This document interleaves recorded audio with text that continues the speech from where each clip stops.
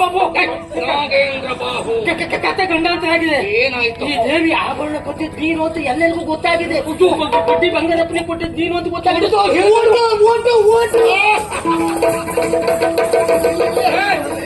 ಏನ್ ಹೇಳಿದೆ ಈಗ ಹೇಳು. ಆಭರಣ ದೇವಿ ಆಭರಣ ಕೊಟ್ಟಿದ್ದು ಇವರು ನಾಗೇಂದ್ರ ಅಣ್ಣ ಅಣ್ಣ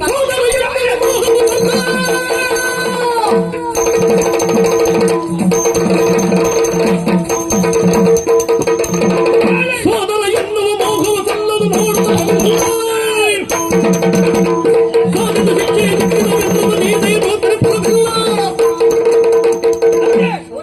ನೀವು ಯೋಚನೆ ಮಾಡಬೇಕಾದದ್ದಿಲ್ಲ. ಸತ್ಯವ ನಂಬ ನನ್ನ ಕಣ್ಣನ್ನು ನಾನು ನಂಬಲಾರೆ, ನನ್ನ ಕಿವಿನ ನಾನು ಏನೋ ದುಡುಕ್ಬಿಟ್ಟು ನಿಮಗಿದು ಹೊಸತಿರಬಹುದು. ಇದು ಹಳೆ ಪ್ರಕರಣವೇ. ಮತ್ತೆ ಆವತ್ತಿನ ದಿವಸ ಆದ ಪ್ರಕರಣಕ್ಕೆ ಒಮ್ಮೆ ನಾನು ಕ್ಷಮೆಯನ್ನು ಕೊಟ್ಟವ. ಇನ್ನು ಅವನಿಗೆ ಕ್ಷಮೆ ಇಲ್ಲ. ಈಗ ಆಜ್ಞೆ ಮಾಡಿ ಇಂಥ ಕಾರ್ಯ ಮಾಡಿದ ನನ್ನ ಅಪ್ಪನೇ ಆಗಿರಲಿ ಅವನ ಕತ್ತನ್ನು ಕತ್ತರಿಸ್ತೇನೆ. ಅಪ್ಪಲಿ ಹುಟ್ಟದು ಮಾತಾಡಿದೆ. ಮೂರು ಮಾಸದ ತನಕ ಸರಿಯಲು ಘೋರ ಶಿಕ್ಷೆಯ ಪಡೆದು ಸದ್ಗುಣ ಸಾರ ಬರೆಯುತ್ತಪ್ಪ ಎಂತೆಂತ ಶಿಕ್ಷೆ ನೀಡಲು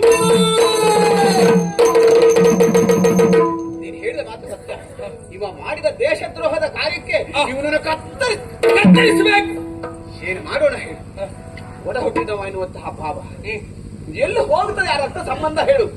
ಹಾಗಂತ ಎಲ್ಲಿಯಾದ್ರೂ ನೀವು ಕೈಕಟ್ಟಿ ಕುಳಿತಿರಂತ ಆದ್ರೆ ನಾಳೆ ದಿವಸ ನೋಡಿದವರು ನಿಮ್ಮನ್ನು ಆಕ್ಷೇಪ ಮಾಡ್ತಾರೆ. ಹೇಳಿದ ಹಾಗೆ ತಪ್ಪು ಮಾಡಿದವನಿಗೆ ಶಿಕ್ಷೆ ಆಗಬೇಕು. ಶಿಕ್ಷಣ ರೂಪದ ಶಿಕ್ಷೆ ಕೊಡಿ ಅವನಿಗೆ. ಹೌದು, ಶಿಕ್ಷಣ ರೂಪದ ಶಿಕ್ಷೆ ಆಗಬೇಕು.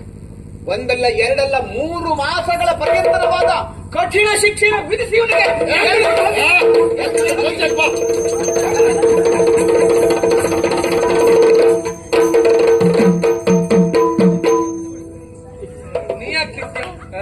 ಯಾಕಿತ್ತೆ?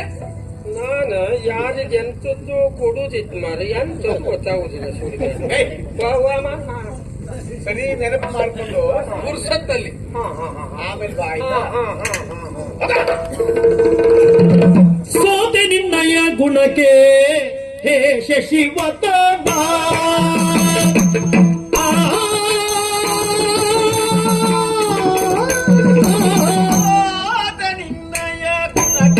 ಹೇ ಶಶಿವದನ ಸೋತೆ ನಿನ್ನಯ ಗುಣಕ್ಕೆ ಹೇ ಶಶಿವದನ ಖ್ಯಾತ ನೀ ಉಳಿಸಿದೆ ದರಡಿಯ ಮಾನ ಖ್ಯಾತ ನೀ ಉಳಿಸಿದೆ ದರಡಿಯ ಮಾನ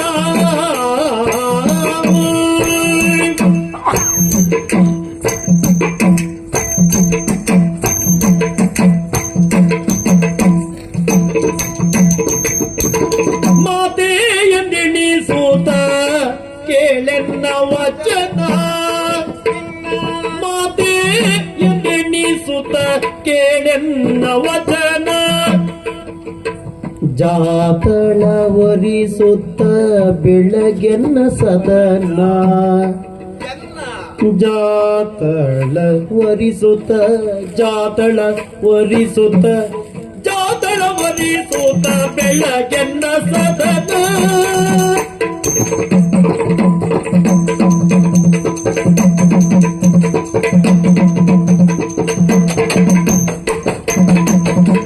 ಸೋತೆ ನಿನ್ನಯ ಗುಣಕ್ಕೆ ಹೇ ಶಶಿವದನ ಖ್ಯಾತ ನೀ ಉಳಿಸಿದೆ ಧರಣಿಯ ಮಾನ ಖ್ಯಾತ ನೀ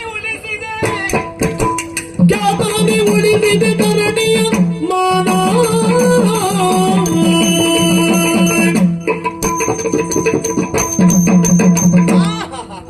ಮಗನೇ, ಸಂತೋಷವಾಯ್ತು, ಅನುಮಾನವೇ ಇಲ್ಲ. ನನಗೊಂದು ಭರವಸೆ ಇತ್ತು, ವಿಶ್ವಾಸವಿತ್ತು. ನೀನು ಈ ಕಾರ್ಯವನ್ನು ಮಾಡಬೇಕು, ಯಶಸ್ಸನ್ನು ಸಾಧಿಸ್ತೀನಿ ಅನ್ನುವಂತ ವಿಶ್ವಾಸದಲ್ಲಿ ನಿನಗಂತದೊಂದು ಹೊಣೆಗಾರಿಕೆಯನ್ನು ಕೊಟ್ಟದ್ದು ನಾನು. ಸರಿ, ಆ ದಿವಸ ಮಾತೆಯಾದ ಅಂದ್ರೆ ಅತ್ತೆ ಸೋದರತ್ತೆ ಮಾತೆಗೆ ಸಮಾನ ಅಂತ ಹೇಳಿದ್ರು. ನನ್ನ ಪ್ರಾಣವನ್ನು ಉಳಿಸಿದೆ.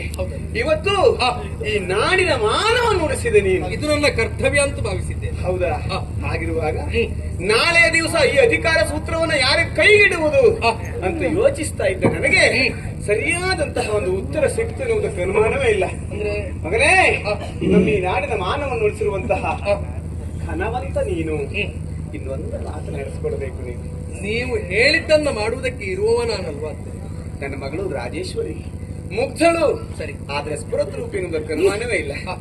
ನೀನವಳ ಕೈ ಹಿಡಿದು ಈ ನಾಡನ್ನ ಬೆಳಗಬೇಕು, ನಾಡಿನ ಅಧಿಕಾರವನ್ನ ನೀನು ಅನುಭವಿಸಬೇಕು ಮಗನೇ, ನೀನೇ ಹಾಗಲ್ಲ ಅತ್ತೆ. ಯಾವತ್ತು ಅವಸರದ ನಿರ್ಣಯ ಸರಿಯಲ್ಲ ಅತ್ತೆ. ಯೋಚನೆ ಮಾಡಬೇಕಾದದ್ದಿಲ್ಲ ನೀನು. ಅಲ್ಲ ನೀವು ಅಲ್ಲ ನಾನು ಇದು ಸರಿಯಾದ ಮಾತು ಅಂದ್ರೆ ಇದು ನೋಡಿ. ಅಂದ್ರೆ ಮಹಾರಾಣಿಯವರೇ, ಓ ನಿಮ್ಮ ನಿರ್ಧಾರ ಎನ್ನುವುದು ಎಲ್ಲವರಿಗೂ ಅಪ್ಪಿತವಾಗುವ ಹಾಗುಂಟು. ನೋಡಿದೆ, ನಮ್ಮ ಮಂತ್ರಿಗಳೇ ಸಮ್ಮತಿಯನ್ನು ಸೂಚಿಸಿಬಿಟ್ರು. ಯೋಚನೆ ಮಾಡಬೇಕಾದದ್ದಿಲ್ಲ. ಮತ್ತೆ ಅವ ಹುಡುಗ ಎಷ್ಟು ದಾಕ್ಷಿಣ್ಯ ಅಲ್ವೋ? ಅಲ್ವಾ? ಈ ಪ್ರಾಯವೇ ಹಾಗಲ್ವಾ? ಹೌದಪ್ಪ. ನಾನು ನನ್ನ ಮಗಳು ರಾಜೇಶ್ವರಿಗೆ ಬುದ್ಧಿ ಹೇಳಿ ಅವಳನ್ನು ಸರಿಯಾಗಿ ಸಿದ್ಧತೆಗೊಳಿಸ್ತೇನೆ. ನೀವು ಮುಂದಿನ ತಯಾರಿ ಮಾಡಬೇಕು. ಉಳಿದ ವ್ಯವಸ್ಥೆ ನಾನು ಮಾಡ್ತೇನೆ. ಮದುವೆಗಾಗಿ ಸಿದ್ಧತೆ ಮಾಡಬೇಕು. ಸೋದರ, ಅಲ್ಲವ ನಾನು ನಿಮ್ನ ಎಲ್ಲೆಲ್ಲ ಹುಡುಕುದ್ ಮಾರ್ರ. ನಾನು ಎಲ್ಲೂ ಹೋಗ್ಲಿಲ್ಲ, ಇಲ್ಲೇ ಇದ್ದವ. ನಾನು ಪೂಜೆ ಮುಗಿಸ್ಕೊಂಡು ಬಂದು ಪ್ರಸಾದ ಹಿಡ್ಕ ತಿರುಗ್ತಾ ಇದ್ದೆ. ಹೌದಾ? ಪ್ರಸಾದ ಕೊಡ್ಬೇಕು ಅಂತ ಹೇಳಿ ನೀವು ಸಿಗ್ಲೇ ಇಲ್ಲ ಮಾರ್ರೆ. ನಿಮ್ಮ ಒಂದು ಕೊಡದೇ ಇದ್ರೆ ನಮ್ಮ ಸಮಾಧಾನವೇ ಆಗಲ್ಲ. ಅಯ್ಯಪ್ಪ, ಈಗ ಪ್ರಕರಣ ಅಂತ ಈಗ ಪ್ರಕರಣ ಮತ್ತೆಂತದ್ದು ಅಲ್ಲ.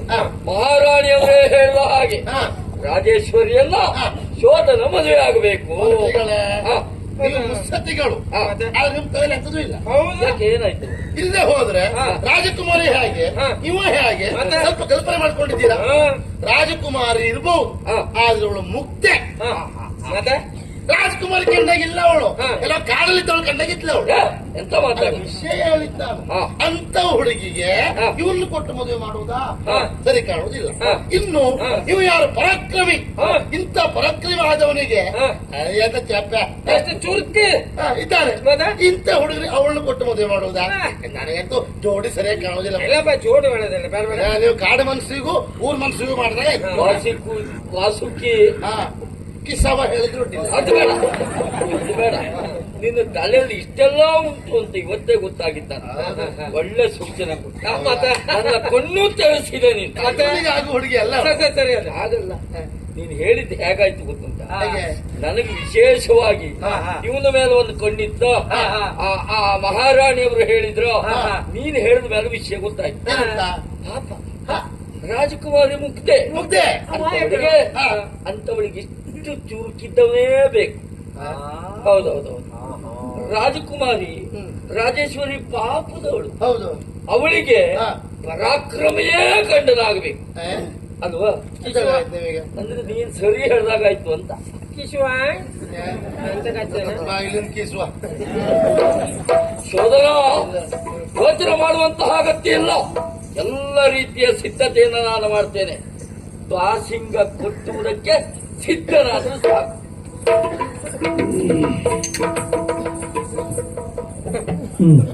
ನಾನು ಬಯಸಿರುವಂತ ವೇದನೆ ನನಗೆ ಸಿಗಲಿಲ್ಲ. ಅತ್ತೆಯ ಮಾತಿಗೆ ಎರಡು ಆಡುವಂತಲೂ ಇಲ್ಲ. ಇನ್ನು ಏನೇನು ಕಾಣಬೇಕು ನಾನು? ವಿಧಿ ಹೇಗೆ ನಡೆಸ್ತಾನೋ ಹಾಗೆ ಮಾನಿನಿಯ ಒಲಿಸಿಕೊಳ್ಳುವ ಸಂಜ ನೆನೆಯುತ್ತಲಾಗ ನಡೆದರನ್ನು ವೈಕುಂಠ. ಅಯ್ಯೋ, ನಾನೊಂದು ಬಗೆದರೆ ದೈವ ಇನ್ನೊಂದು ಬಗೆಯಿತು ಎಂಬತ್ತರನಾಯ್ತು ಸ್ವಾಮಿ. ಎಂತಾಯ್ತು? ನನ್ನ ಜೀವನವೇ ಸರ್ವನಾಶ ಆಯಿತೆ. ಯಾವತ್ತಾಯ್ತಲ್ಲ. ಹಾಗಲ್ಲ, ಪ್ರೀತಿ ಪ್ರೇಮ ಎನ್ನುವುದಾಗಿ ಹೇಳುವುದಾಯ್ತು ಬಿಟ್ರೆ ಮುಂದುವರಿಸಲಿಲ್ಲ ನೋಡಿ. ಈ ಜನ್ಮದಲ್ಲಿ ಬರಲಿಲ್ಲ. ಯಾಕೆ ಬರಲಿಲ್ಲ? ಬರ್ತಿದ್ದಾನಂತ ತೋರಿಸ್ತೇನೆ ನಾನು. ತಿಳ್ಕೊಂಡಿದೆ. ತಿಳ್ಕೊಳ್ಳುವುದಂತದ್ದು. ರಾಜೇಶ್ವರಿ ರಾಜಕುಮಾರಿಯನ್ನು ಪ್ರೀತಿ ಮಾಡ್ತಾ ಇದ್ದೆ ಸ್ವಾಮಿ. ಅಲ್ಲ, ಇದು ಹಾಗೆ ಆಯ್ತಲ್ಲ. ಕಂಡವನು ಕಂಡು ವಿದೇಶದೊಂದಾಯ್ತು. ಮತ್ತದು ಎಣಿಸ್ಕೊಳ್ಬೇಡಿ ಭಾಗವತ, ನಂಗೆ ಬೇರೆ ಒಂದು ರೀತಿ ಆಗ್ತದೆ. ಆದ್ರೆ ಅವಳು ನನಗೆ ಬೇಕೇ ಬೇಕು. ರಾಜೇಶ್ವರಿ ಬೇಕು ಬೇಕು ಅಂತ ಆದ್ರೆ ಏನ್ ಮಾಡ್ತಾ ಇದ್ವಿ? ಎಲ್ಲ ಉಪಾಯ ಆಯ್ತು. ಈಗ ಎಂತ ಮಾಡುದು? ಇಮೇಲ್ ಸಾಧ್ಯ ಅದಕ್ಕೆ ಸೂಚನೆ ಕೊಡುವುದಾದ್ರೆ ನಿಮ್ಮ ಅವನೇ ಕಿಶುವ ಕಿಶುವ ಕಿಶುವ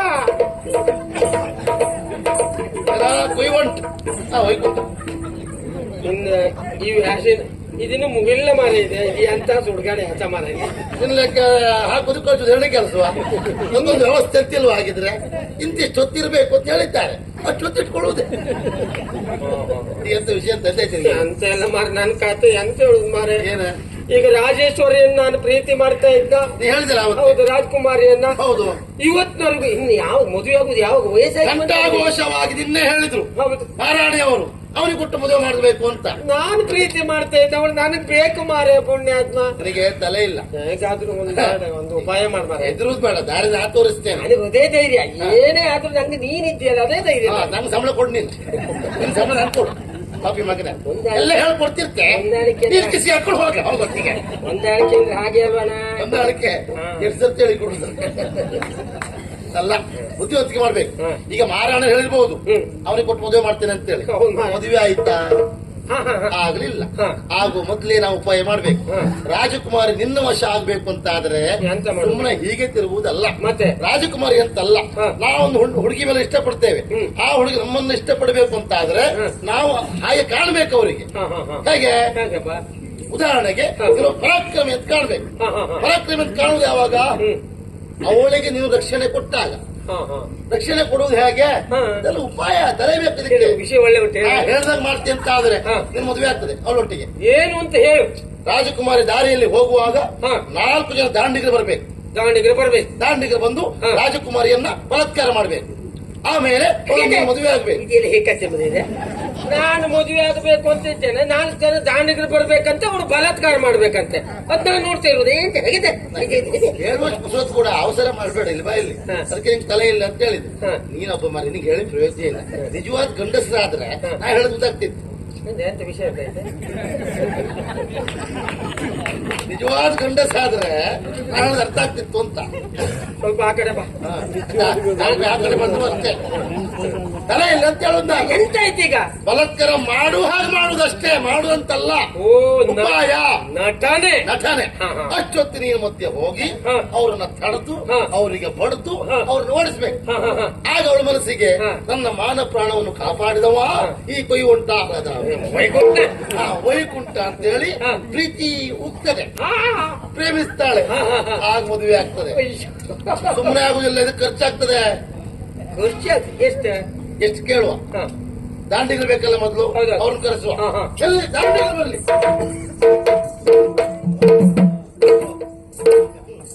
ಯಾರು ಏನಾಗ್ಬೇಕು? ಒಬ್ಬರಿಗಿಂತ ಒಬ್ರು ಬೇಕು ಮಾರೆ. ನಮ್ಮಲ್ಲಿ ಈ ವರ್ಷ ಇದಕ್ಕೊಂದು ತಲೆ ಬಿಸಿ ಇಲ್ಲ. ಏನು ಅಂದ್ರೆ ಸಾಕು.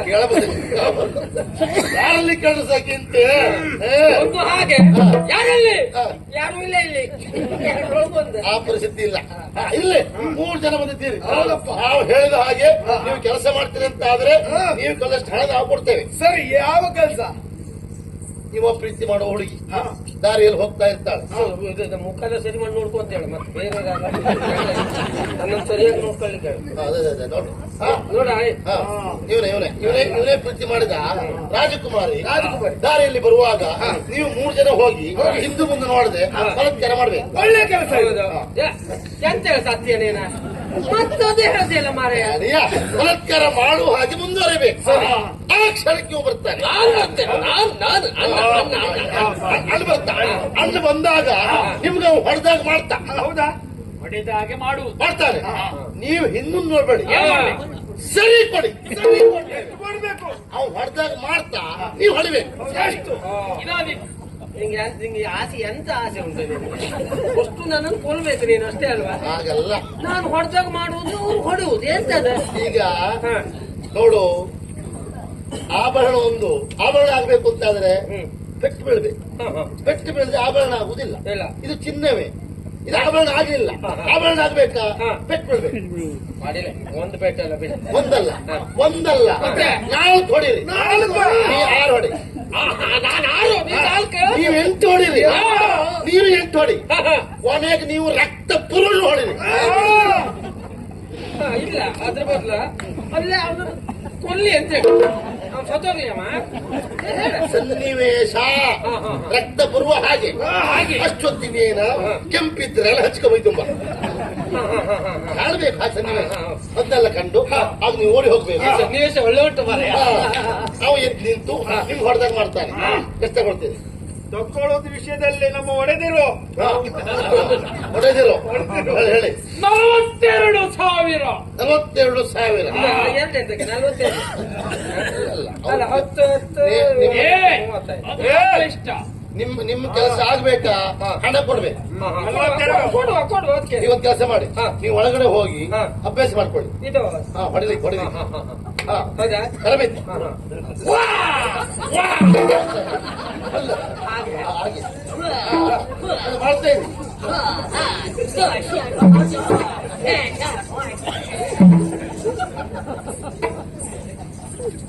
ಗೊತ್ತಾಯ್ತಲ್ಲ ಅವ ಹೊಡೆದಾಗ ಮಾಡ್ತಾ ನೀವು ಹೊಡಿರಿ ನಾವು ಹೊಡಿತೇವೆ ಹೊಡಿರಿ ಬಿಡುವುದೇ ಇಲ್ಲ.